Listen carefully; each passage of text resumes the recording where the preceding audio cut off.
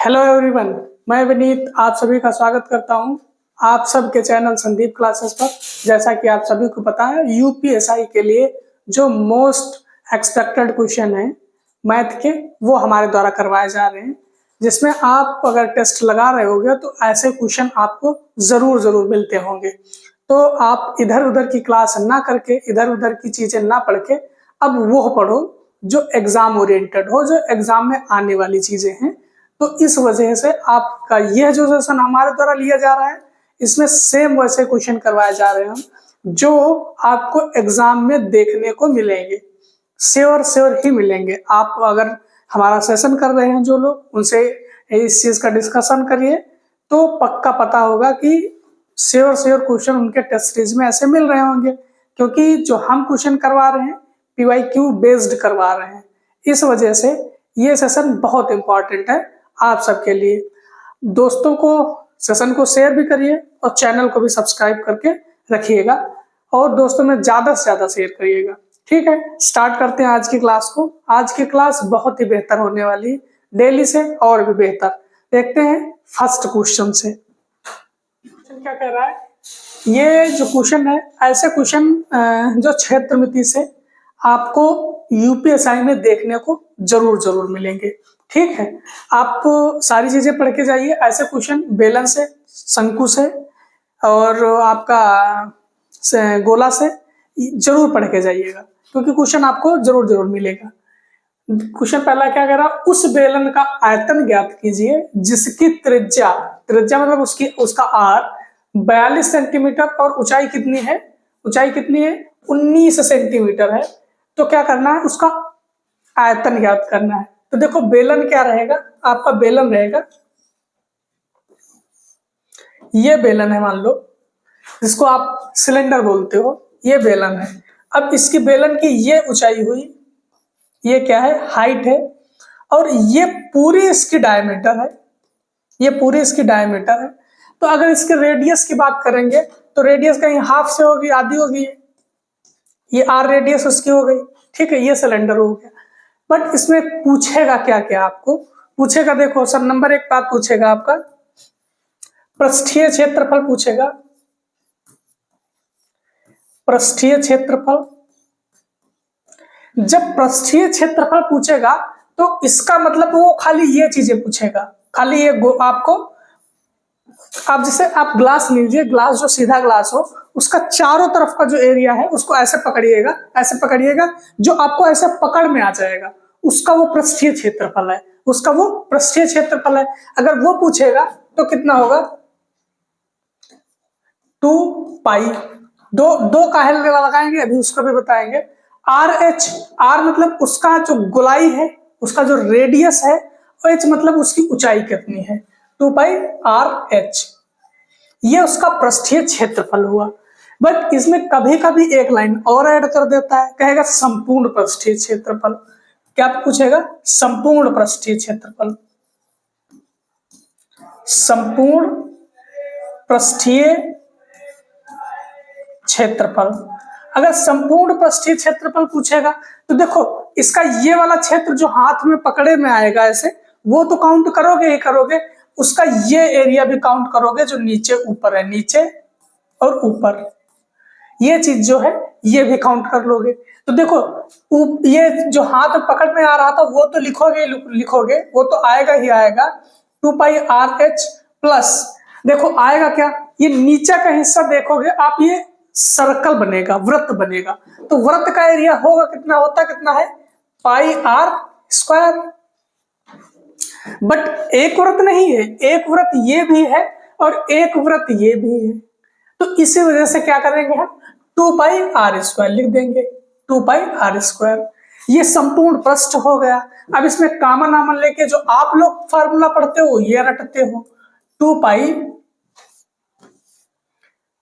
2 पाई, देखो आर सब कॉमन ले लो तो आर एच प्लस आर, ये आप लोग रटते हो, निकलता हुआ वैसे ही है, आपको कुछ करना नहीं, वो संपूर्ण पृष्ठ याद रखना है और पृष्ठीय क्षेत्रफल भी याद रखना है। नंबर 3 इसमें बात जो पूछेगा वो पूछेगा आयतन की। क्या पूछेगा? आयतन कितना है? आयतन पूछेगा। तो आयतन के लिए क्या करेंगे, आयतन में यूनिट होती हैं 3, ठीक है। देखो 3 यूनिट रहेंगी, तो इसके आयतन की जब बात करेगा तो pi r square h, pi r square h, ठीक है। रेडियस इसकी 2 बार लेंगे और 1 बार इसकी ऊंचाई लेंगे, तो इसका ये क्या हुआ, ये आयतन हुआ, ठीक है। 3 चीजें आपको सिलेंडर में पूछेगा। इसका क्या करना है, आयतन ही निकालना है हमको, आयतन निकालना है तो आयतन निकाल लेते हैं। पाई की वैल्यू कितनी रखेंगे, 22/7 रखेंगे। आर की वैल्यू कितनी रखेंगे, आर देखो त्रिज्या दे दी कितनी 42 सेंटीमीटर, 42 सेंटीमीटर, 42 इंटू 42। 2 बार क्यों लिखे, आर स्क्वायर होता है तो 2 बार लिख लिए। एच कितना दिया है, हाइट कितनी दे दी गई है 19 सेंटीमीटर, 19 सेंटीमीटर, ठीक है। देखो 7 से करेंगे, 7 छंग 42, अब तो गुणा रह गया, कुछ रह नहीं गया। 2 छंग 12, 12 दूनी 24, 4 9 36, 6 लास्ट में आना चाहिए, 6 सब में आ रहा। देखो यहां तक आप कुछ नहीं कर सकते, 336 सब में कॉमन है, नहीं तो अदरवाइज अदर एग्जाम दोगे, यूपीएसआई के एग्जाम में कैलकुलेटिव ज्यादा बनाता है, आपको आंसर निकाल देगा, जबकि आप आंसर यहाँ पे निकाल सकते हो, गुणा कौन नहीं कर लेगा, सब कर लेंगे गुणा। बट ये है इसमें थोड़ा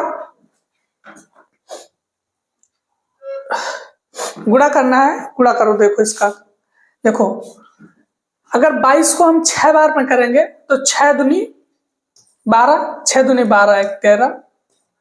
अगर हम 42 को 19 से करेंगे तो कितना आ जाएगा, 19 दूना 38, 3 बचेगा, और 19 चको कितना हो जाएगा 76, 76 और 3, 76 और 3 79। अब इसका मल्टीप्लीकेशन कर लो, कितना आ जाएगा 798,132। 8 दूनी 16 और 2 9 18 1 19 और 2 7 14 1 15, 8 3 8 24, 24 2 बचेगा, 3 9 27 2 29, 2 बचेगा, 3 7 21, 21 21 2 23। तो ये कितना जाएगा 6, 3 एक और कर लो, 1 8 8, 1 9 9, 1 7 7, ये कितना आ जाए 9 5 14, 14 और 8 22, 22 1 23, 1 बचेगा, 3 1 4 और 4 9 4 13, 13 1 14, तो 43 इसमें आएगा, 9 4 13 1 14, 14 9 4 13 1 14 15 5, 53 36 किसमें आएगा, 53 36 आपका आएगा ऑप्शन बी में, ठीक है। तो ऑप्शन बी आपका करेक्ट आंसर हो जाएगा। केवल कैलकुलेशन आपको करनी ही पड़ेगी और कोई तरीका इसका नहीं है, ठीक है। देखते हैं नेक्स्ट क्वेश्चन। अब जैसे ये क्वेश्चन रहा आपका, इसको नहीं कर पाओगे क्या, कर लोगे, टाइम टेकन है, थोड़ा टाइम लगेगा, लेकिन टाइम नहीं लगेगा, हम उस तरीके से बताएंगे आपको। देखो इसका जो पॉइंट है ये 1444 है, 1444 है, 361 है, इसको 3229 है, ये कितना आपका है 361 है, ये 1444 है। आप इसको करिए क्या, ये किस चीज का वर्ग है, एक चीज ये देख लीजिए। देखो 361 है, ये कहीं ना कहीं देखो 19 का स्क्वायर है, 19 का स्क्वायर आपको दिख रहा होगा, ठीक है। ये भी 19 का स्क्वायर हो गया, ये भी 19 का स्क्वायर हो गया। अब 1400 ये भी 19 का है, ये 1444 किसका है ये आपको देखना पड़ेगा, क्योंकि अगर ये नहीं याद है तो निकालना पड़ेगा। देखो अगर 30 का स्क्वायर देखते हो तो 900 जाता है, अगर जाना है 1400 पर तो 34 का देखो, 34 का नहीं 36 का देखो, 36 का 36 6 आ जाएगा, नहीं तो 4 चौको 16, 2 दूनी 4 32 का देखो, 32 का 2 दूनी 4 और 2 3 6, 3 दूनी 6 6 12 के 2, 1 बचेगा, 3 3 9 1 10, 10 तो 24 32 का होगा, नहीं होगा। 3 3 9, 4 चौको 16, 4 चौको 16, 5 5 25, 6 36, 8 8 64, 38 का करूँ। 8 8 64 के 4, 6 बचे, 8 3 24, 3 8 24, 24 24 48, 48 6 54 के 4, 5 बचे, 3 3 9, 9 5 14। हाँ, ये किसका स्क्वायर है आपका? 1444 आपका किसका है? 38 का है। तो अब इस क्वेश्चन में कुछ रह नहीं जाएगा, कुछ नहीं रह जाएगा, आपको बस ऐसे करना है। ये किसका है? 38 का स्क्वायर। ये भी आपका कितना है? 38 का हो गया, 38 का स्क्वायर। अब आपको करना क्या? ये देख, ये 3249 ये भी ढूंढना है आपको। ये आएगा आपका, किसमें आना चाहिए? ये आना चाहिए 37 में, नहीं ये 3200 है ना, तो ये आना चाहिए आपका 4 चौको 16, 3 3 9, 9 9 81, 6 36, तो 5 25 25, 53 में, 53 में या फिर 57 में देख लेते हैं। हाँ 57 में देखते हैं। 7 7 49, 4 बचेगा, और 7 बचे 35, और 5 7 35 35 70, 70 4 74, 7 बचेगा, 5 बचे 25, 25 और 7 32। ठीक है, 57 का है। ये किसका है? 57 का स्क्वायर। आपको ये थोड़ी जल्दी चीजें करनी पड़ेंगी, निकालना पड़ेगा, और कोई तरीका है नहीं इसका। तो देखो, अगर ये देखो करोगे तो नीचे इसमें कितना आएगा? अगर ये पॉइंट हटाओगे नीचे 10 आ जाएगा, ये 100 आएगा, 100 आएगा तो ये 38/10 हो जाएगा, डिवाइड बाई ये कितना हो जाएगा? ये 19/10 आ जाएगा। ये कितना आ जाएगा? ये कितना आ जाएगा? 57/10 आ जाएगा, डिवाइड बाई ये कितना आ जाएगा? 19, ये 19 बटे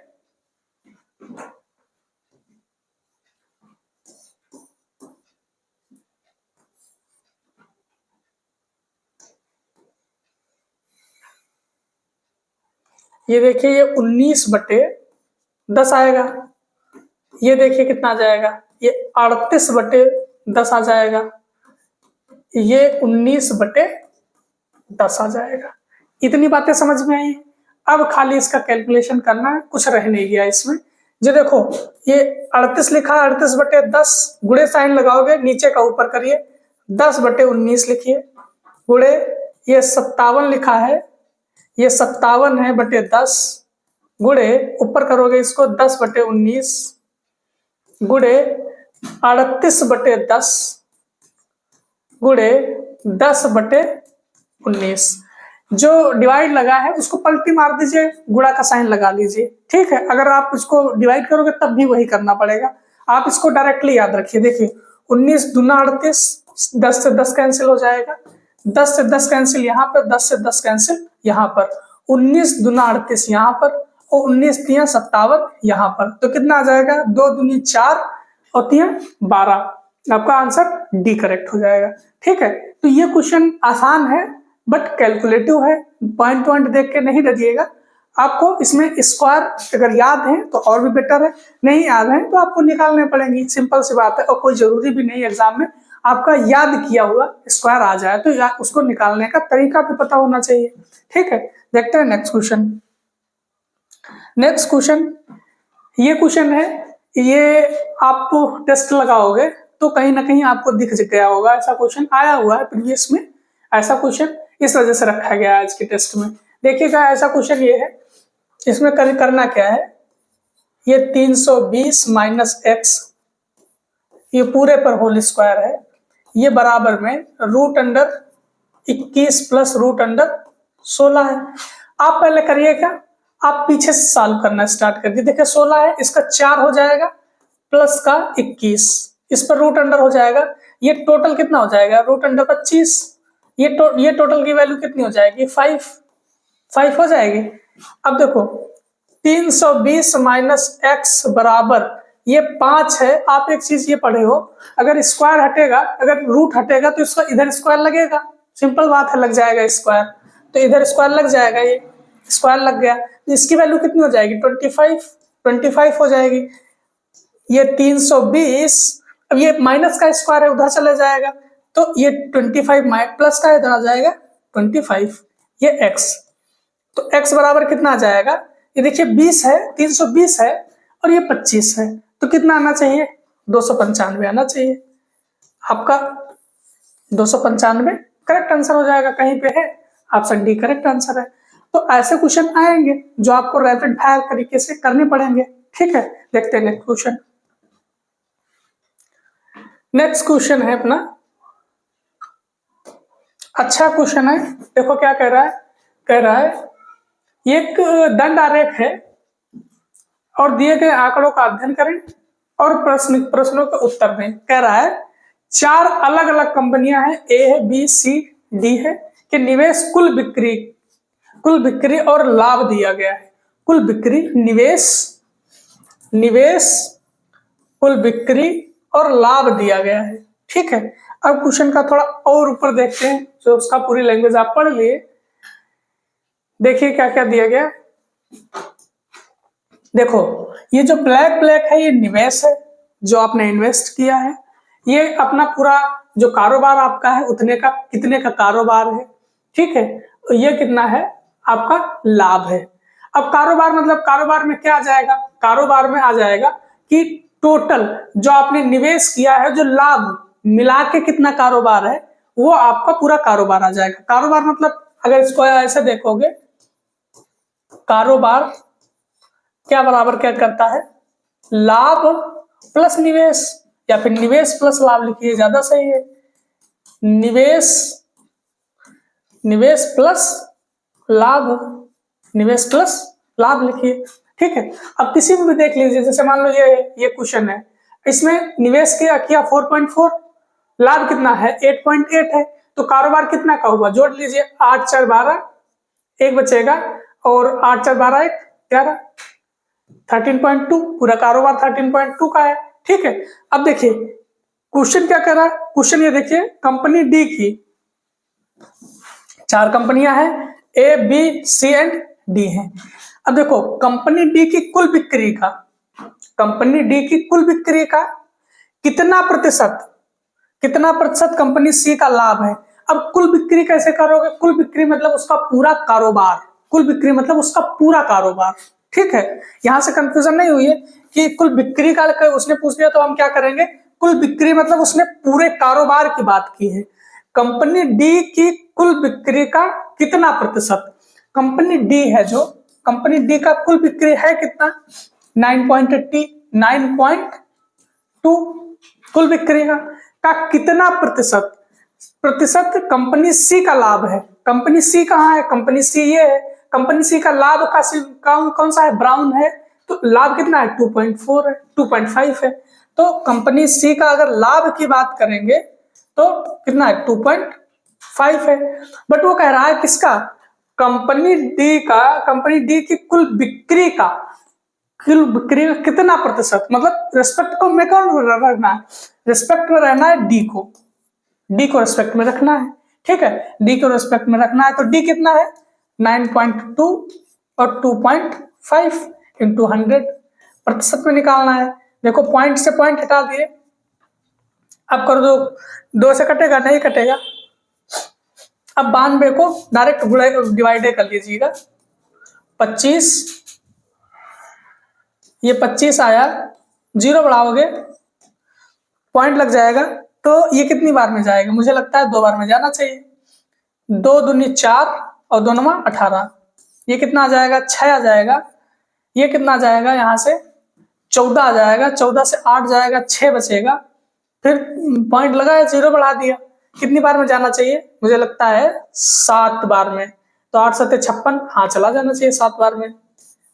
7 दूनी 14, एक बचेगा, और 7 9 63 1 64, बिल्कुल सही है।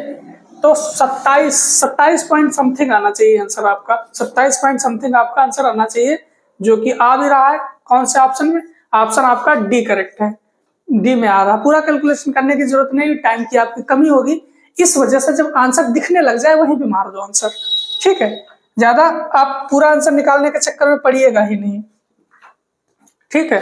देखते हैं नेक्स्ट क्वेश्चन। नेक्स्ट क्वेश्चन है एक संख्या को कितना, एक संख्या को 7991 से विभाजित करने पर शेषफल कितना प्राप्त होता है?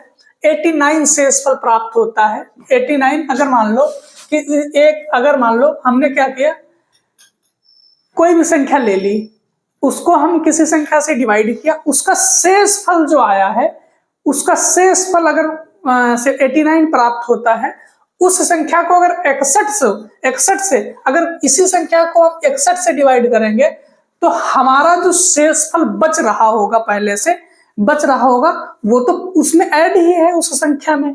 तो इसका मतलब है कि हम उसके शेषफल में अगर डिवाइड कर दें उतने से, तो हमारा शेषफल में जो डिवाइड कर देंगे आंसर आएगा वही उतने उसमें भी आएगा। आप इसको छोटे से समझिएगा, कैसे समझना देखो। जैसे हमने 3 का डिवाइड किया कि कितने से, 32 से किया, 32 से किया, तो शेषफल कितना आएगा? 2 शेषफल आएगा, 2 शेष आएगा, 2 शेष आएगा।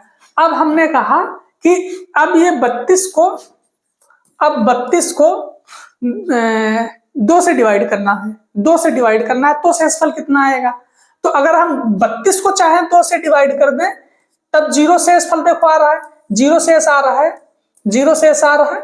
या फिर जो 3 से डिवाइड ये हुई थी संख्या, उसमें जो शेष आया था उसको 2 से डिवाइड कर दो, या फिर जो शेष पहले बचा था उसको 2 से डिवाइड कर दो, तब भी आपका कितना, 0 शेष आएगा, तब भी 0 शेष आएगा। बात समझ में आई कि नहीं आई?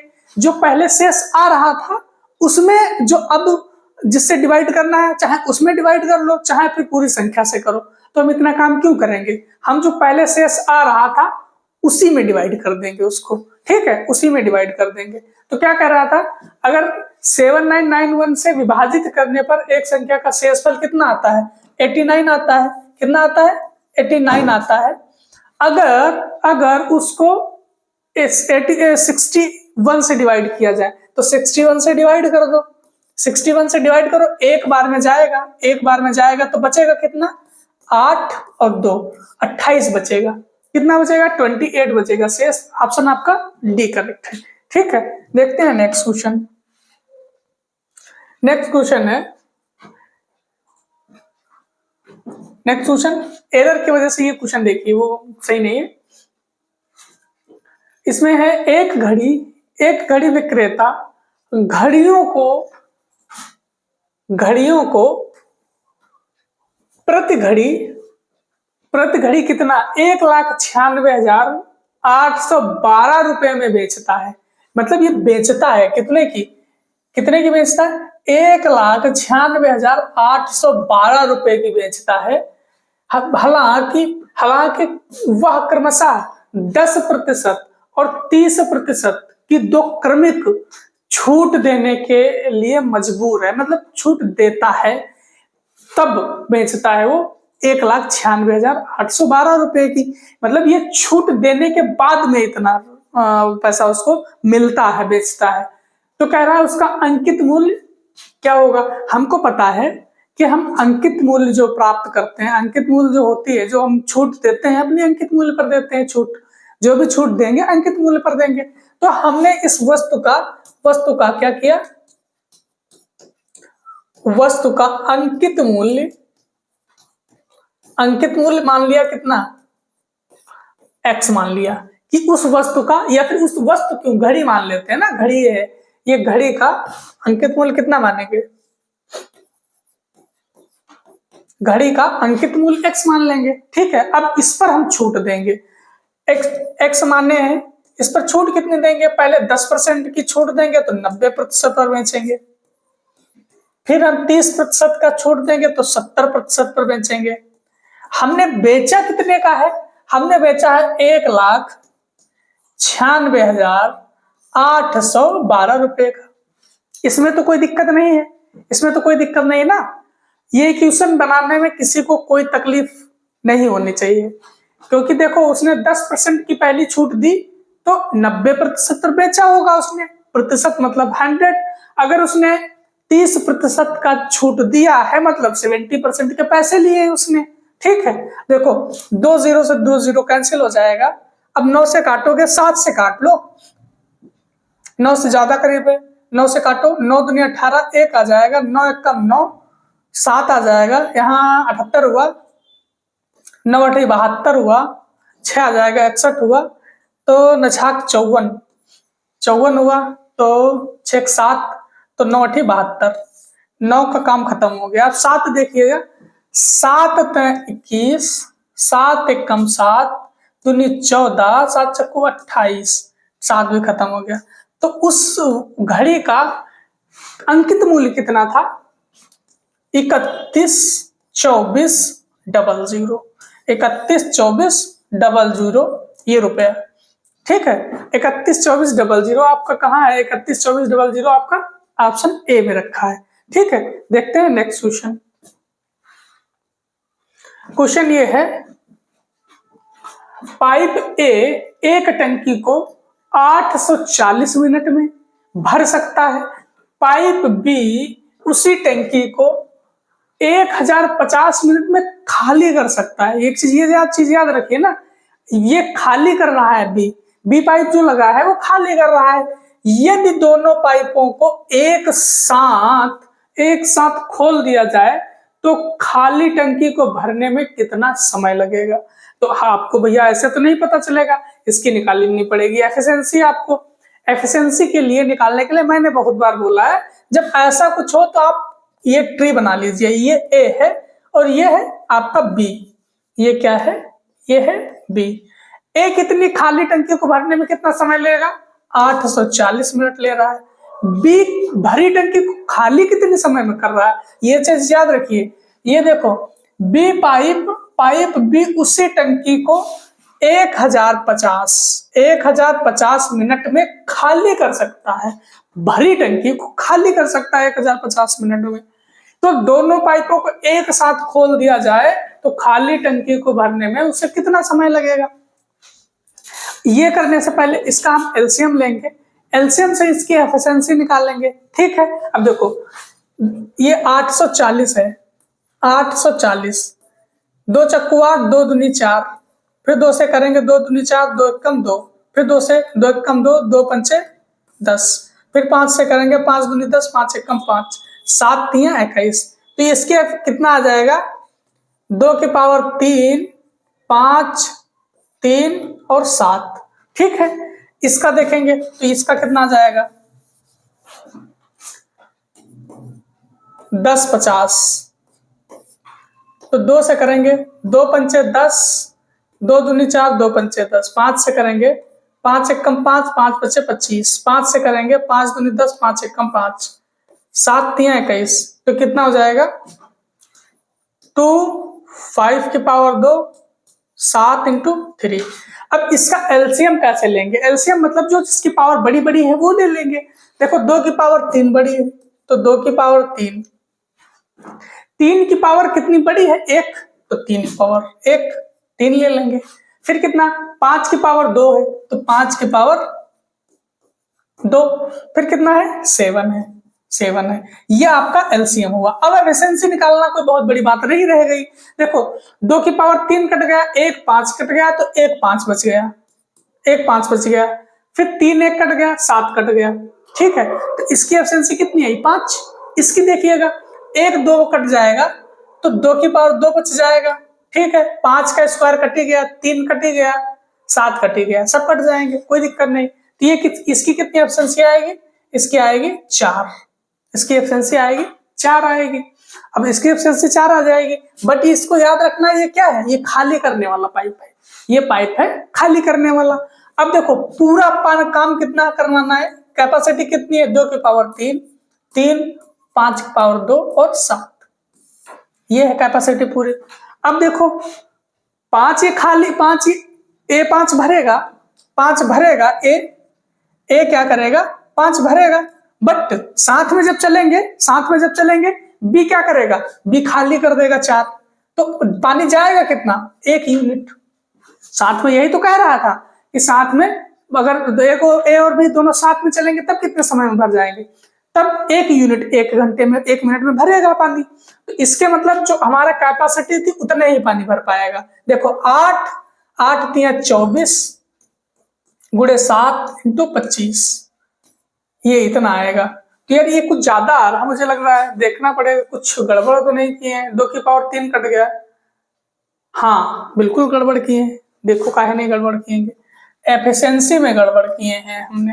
देखो 2 की पावर 3 तो कट गया, 3 भी कट गया, 7 भी कट गया, यहाँ पे 5 आया, एफिशिएंसी ठीक है। तो खाली टैंक को भरने में कितना समय लगेगा?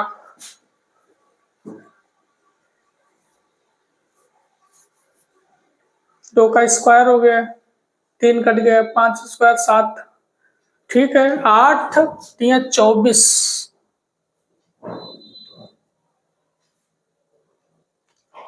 हाँ बी पाइप भी उसी टंकी को 10 मिनट में खाली कर सकता है, ये खाली करने वाला है।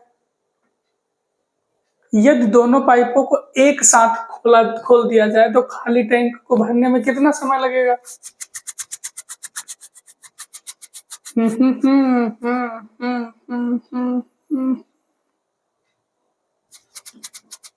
एलसीएम सही लिए हैं।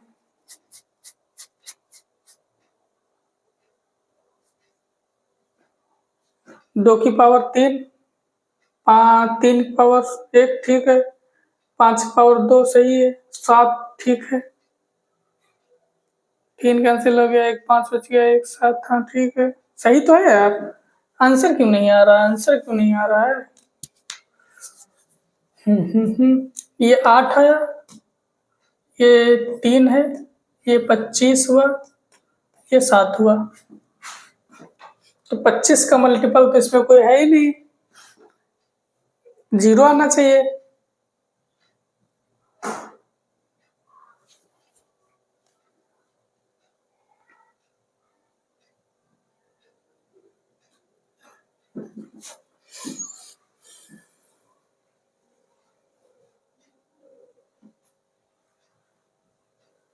देखो 8 तिया 24, 25 से 7 175, इसका जो गुणा करोगे इतने मिनट टाइम लगेगा, इतना मिनट टाइम लगेगा इसका। बाकी इसको देख लेंगे क्या इसमें दिक्कत क्या है, या तो फिर आंसर गलत होगा इसका, या तो फिर कैलकुलेशन में कोई मिस्टेक होगी, ठीक है देख लेंगे इसका। आपका अगर जो आंसर कोई भी कुछ भी आ रहा हो तो कमेंट में जरूर बताइएगा, ठीक है। देखते हैं आंसर इसका। नेक्स्ट क्वेश्चन देखते हैं। नेक्स्ट क्वेश्चन क्या है अपना? क्वेश्चन है उस समांतर श्रेणी के पहले 14 पदों का योगफल क्या होगा? 14 पदों का योगफल पूछा है, जिसका 10वां और 6वां पद क्रमशः 27.25 या 23.25 है।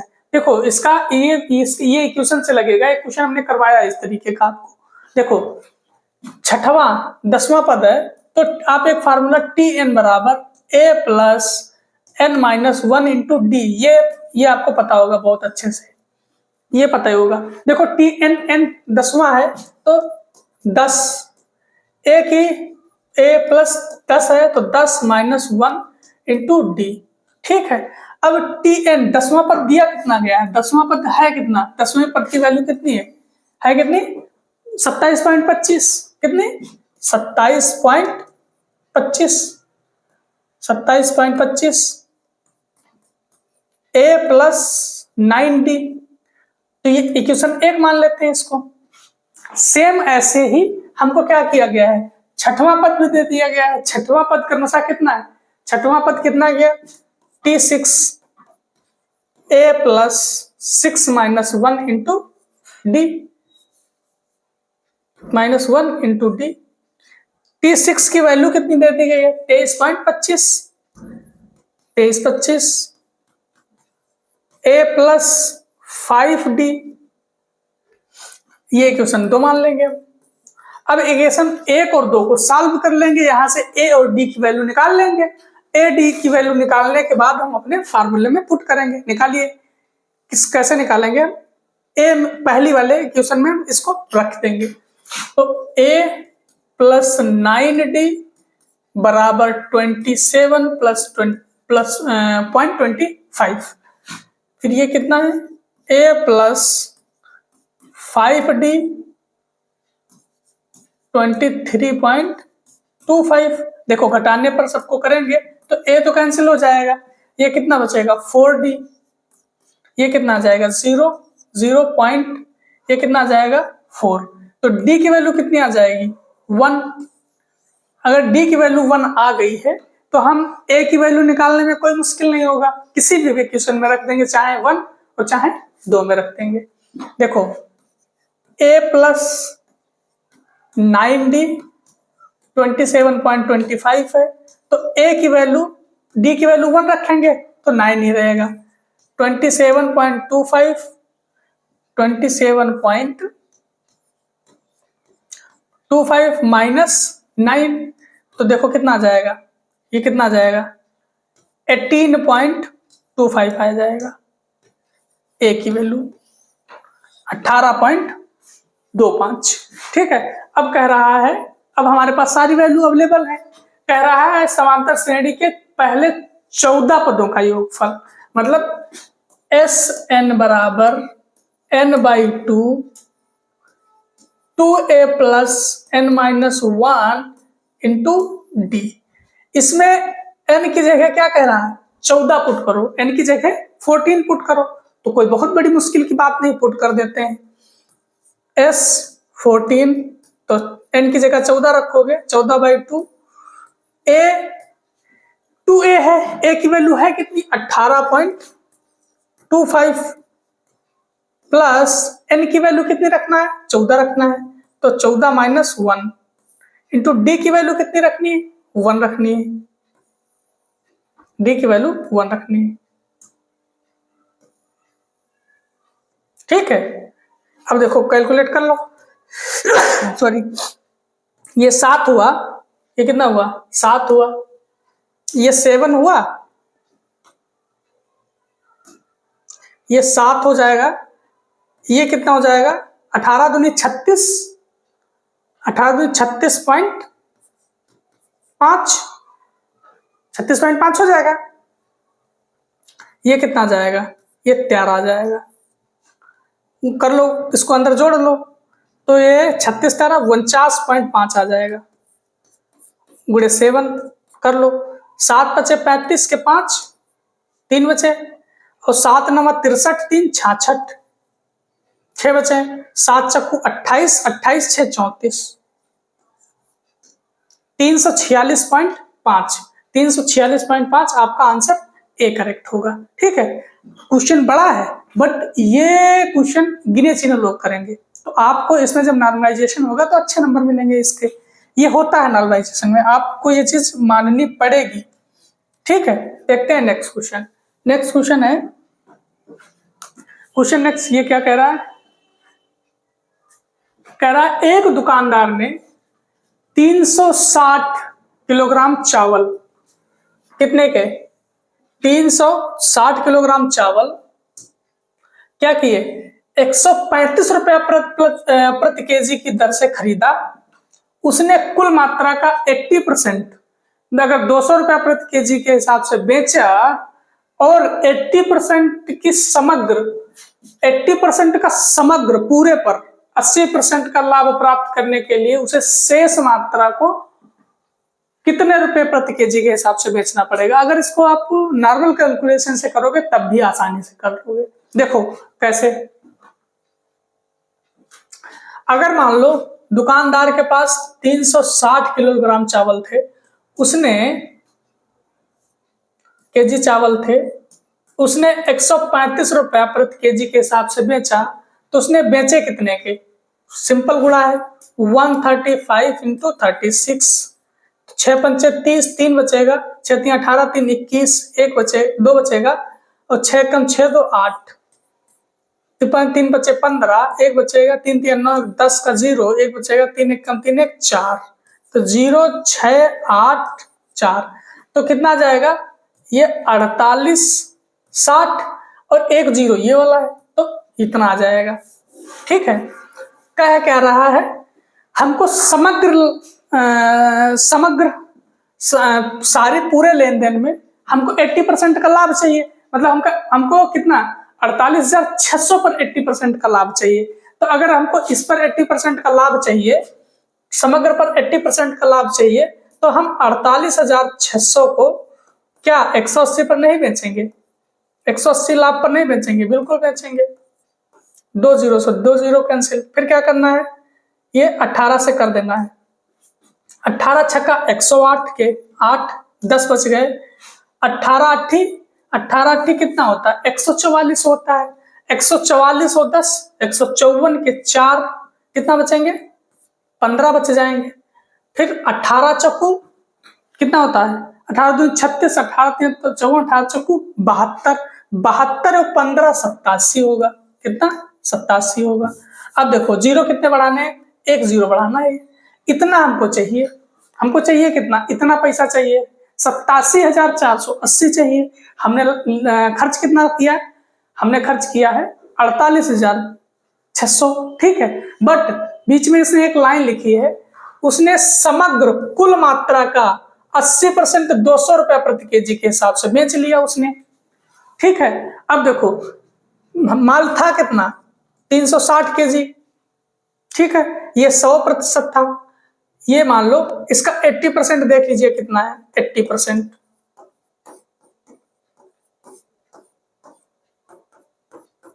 कितना है? 8 6 48, 4 बचेगा और 8 3 24, 4 28, 288 केजी सामान उसने किस रुपए में, कितने रुपए में बेचा? 200 रुपए में बेचा है। 200 रुपए में। तो कितने का बेच लिया ये देख लीजिए। 288, 2 8 16, 2 8 16 1 17, 2 2 4 1 5 00। उसने 57,600 का तो बेच लिया सामान, 57,600 का तो बेच लिया, बट सामान बच कितना गया? बच गया, यहां से निकाल लो कितना बचेगा? 2 बचेगा और यहां बचेगा 5, 15 से 8 जाएगा 7 बचेगा, 15 से 8 जाएगा 7 बचेगा। यहाँ पर 72 केजी बच गया। अब 72 केजी सामान, 72 केजी सामान कितने में बेचना है? कितने में बेचना है? पैसा निकाल लीजिए यहाँ से। पैसा कितना बचेगा? पैसा कितना बचेगा? इससे सब्सट्रैक्ट करिए, कितना आ जाएगा? ये देखो 0 आ जाएगा, ये 8 आ जाएगा, ये कितना आ जाएगा? 14, 14 से 6 जाएगा 8 आ जाएगा। ठीक है, ये यहाँ पर कितना हो जाएगा? यहाँ पर 6 हो जाएगा, 16 हो जाएगा, 16 से 7 जाएगा तो 9 बचेगा। यहाँ कितना बचेगा? 7, 7 से 5 जाएगा तो 2। ठीक है, कितना? 29,880। तो देखो ये रुपया है, ये प्रति केजी में आ जाएगा। कितने रुपए प्रति केजी बेचना है? आ जाएगा ना। 9 से काटिएगा, 9 72 होता है, 9 से काटिएगा। देखो 9 3 27, 2 9 3 27, 1 9 दूनी 18 और 9 8 72, 8 से काटिए, 8 चक्कू 32, 1 8 1 8, 4 बचेगा, 8 5 40। मतलब 415 रुपया प्रति केजी के हिसाब से जो बचा हुआ सामान है 20% वो बेचेगा, तब उसको समग्र पूरे वस्तुओं पर 80% का लाभ होगा। कितना? 415। तो आपका ऑप्शन सी करेक्ट हो जाएगा। ठीक, देखते हैं नेक्स्ट क्वेश्चन। नेक्स्ट क्वेश्चन है, ज्योति ने 21,000 रुपए के 21,000 रुपए का, ज्योति ने 21,000 रुपए के साथ एक व्यवसाय शुरू किया और बाद में 84,000 रुपया के साथ में बुपैथी से जुड़ गई। यदि वर्ष के अंत में लाभों का समान रूप से विभाजित किया जाता है तो बुपैथी कितने महीने के बाद शामिल हुई थी? एक चीज याद रखिए, इसमें एक जो रिलेशन लगेगा पहले देख लीजिए। जो ज्योति है, फिर कौन है इधर, कौन जुड़ता है? बुपैथी।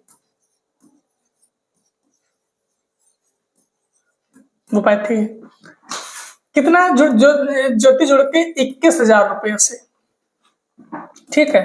अब पैथी जुड़ती है 84,000 रुपये से, 84,000 रुपये से। ये क्या है, ये है पूंजी, ये है पूंजी, पूंजी है।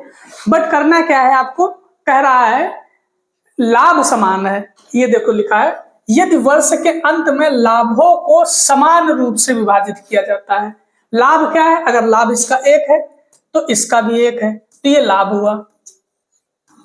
तो अब कह रहा है कि वर्ष के अंत में लाभ समान है, तो मान लो इसका ये अपना 12 साल लगा रहा है, इसकी पूंजी ज्योति की 12 साल लगी रही, बट इसका हमको नहीं पता कितने साल लगे रही, तो हम x मान लेते हैं, ठीक है, x मान लेते हैं। ये आपका समय हो गया, ये हो गया आपका समय, ठीक है। करना क्या है, एक रिलेशन आपको याद रखना है खूब बढ़िया से, लाभ बराबर क्या होगा, पूंजी इंटू समय। तो देखो पूंजी ये है, समय ये है, समय ये है, पूंजी ये है, ठीक है। आपको ऐसे लिख लो, बहुत आसान होगा। इसका 12 महीने लगा रहा, इसका x महीने लगा रहा, ये है समय।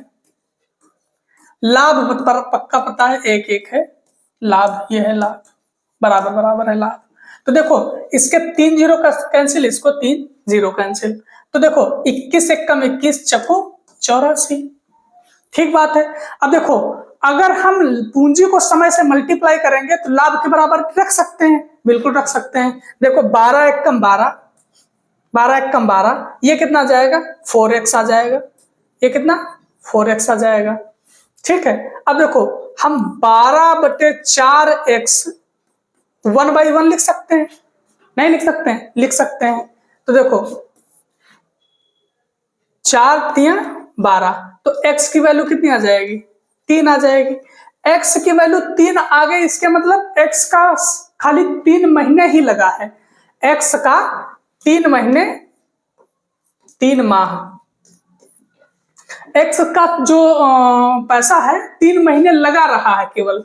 तो पूछ रहा है विपैथी कितने महीने के बाद शामिल हुआ, 3 महीने उसका लगा रहा, तो इसके मतलब 9 महीने बाद वो शामिल हुआ होगा। 9 3 12, समझ, ये बात समझ में आई, कितने महीने बाद शामिल हुई, तो शामिल हुआ था 9 महीने बाद। कितने महीने बाद, 9 महीने बाद, क्योंकि देखो 3 महीने उसका तो लगा रहा, 3 महीने का तो उसको लाभ मिला है 3 महीने का, तो इसके मतलब 9 महीने उसका नहीं लगा रहा था, 9 महीने बाद इसके मतलब वो व्यवसाय में आया था, ठीक है। तो आंसर कितना रहेगा, आंसर आपका A करेक्ट हो जाएगा, ठीक है। देखते हैं नेक्स्ट क्वेश्चन। नेक्स्ट क्वेश्चन आपका बढ़िया क्वेश्चन है, ये भी देखिएगा क्या कह रहा है क्वेश्चन। क्वेश्चन कह रहा है दिशा निर्देश निम्नलिखित आरेख का ध्यानपूर्वक अध्ययन करें और नीचे दिए गए प्रश्नों का उत्तर दें, नीचे दिए गए प्रश्नों का उत्तर दें, ठीक है।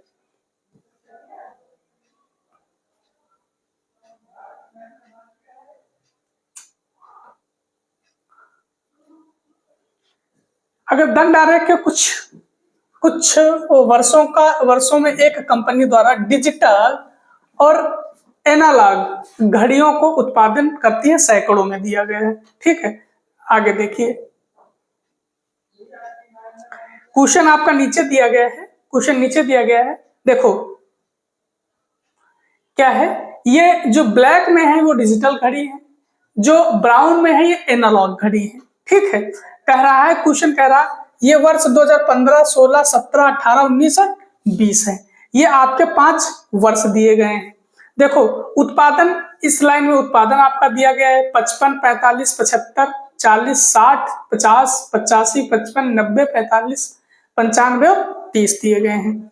ये क्वेश्चन आपका है नीचे दिए गए वर्षों में कंपनी द्वारा डिजिटल घड़ियों का कुल उत्पादन कितना है, डिजिटल घड़ियों का कुल उत्पादन कितना है। तो डिजिटल घड़ियां है किसमें, एक चीज ये देख लीजिए, डिजिटल घड़ियां ब्लैक में है, कुल उत्पादन पूरे सालों का पूछ रहा है, तो आप पूरे सालों का जोड़ लेंगे डिजिटल घड़ियां।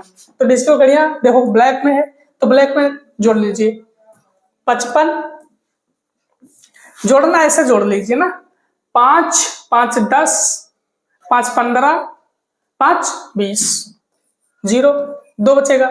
ठीक है, अब जोड़िएगा 5 7 12, 6 18, 18 और 8 26, 26 और 9 26 और 9 35, 26 9 4 5 9, हाँ 35, 35 और 9 35 9 44, 44 और 2 46 के 6 460, 460। ठीक है, तो कितना हो जाएगा 460। आपका ऑप्शन किसमें है? ऑप्शन सी में है। किसमें? ऑप्शन सी में है। ठीक है, नेक्स्ट क्वेश्चन देखते हैं। सेम क्वेश्चन है, ये भी उसी से रिलेटेड है। आपका क्वेश्चन क्या कह रहा है? 2016 में उत्पादित एनालॉग घड़ियां, 2016 कहाँ है? 2016 ये है। उत्पादित एनालॉग घड़ी, उत्पादित एनालॉग मतलब ब्राउन में जाना है। कितनी है? 40 है, 40 है।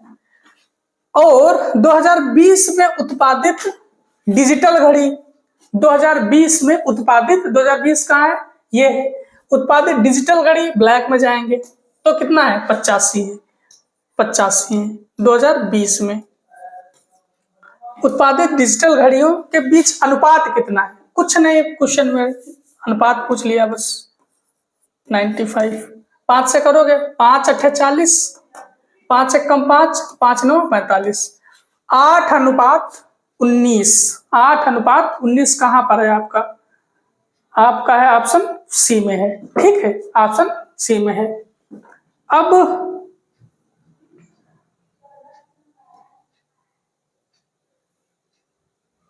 आज का सेशन कैसा लगा? अगर सेशन अच्छा लगा है तो सेशन को लाइक जरूर करिएगा और चैनल को ज्यादा से ज्यादा सब्सक्राइब करिए, दोस्तों में ज्यादा से ज्यादा शेयर करिएगा ताकि हम और भी आपके लिए अच्छा कर पाए।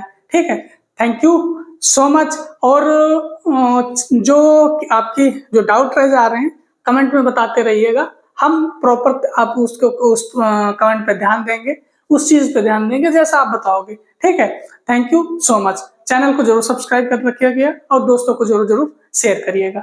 ओके।